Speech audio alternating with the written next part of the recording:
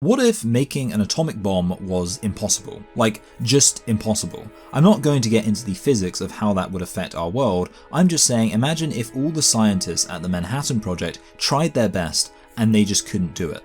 Bombs could only ever reach the destructive capabilities of conventional weapons, which is still pretty bad. I mean, obviously in this scenario Japan wouldn't get hit by the A-bomb, but they suffered more deaths in the firebombing of Tokyo, so clearly conventional weapons can still pack a punch. On that note, Japan would still fall, but the Soviet Union would take more of it and it would be split in two just like Germany was. While being the only country to be nuked is a huge part of Japanese history, the bigger focus here has to be on how the Cold War would play out between the US and the Soviet Union in this scenario. Obviously there would be no mutually assured destruction, no reason to think that the Cold War going hot would mean weapons of mass destruction fired at civilian populations. Thus, before the dust has even settled from World War II, there's already realistic talk about World War III. But neither side is likely to immediately want to jump into a war, even if they only have to worry about conventional weapons, just bombs and tanks and landmines. Turns out they can still make invasion pretty difficult. As such, America and the Soviet Union would both undoubtedly become heavily militarized societies,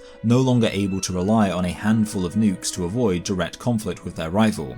America would probably institute a system of national service where every male citizen must receive basic military training and be prepared to defend the nation in a time of crisis. Undoubtedly, at some point the war would go hot, and in the meantime American and Soviet scientists may be working on biological weapons and other WMDs in place of nuclear technology. Check the comments if you're interested in part 2 of this alternative history series.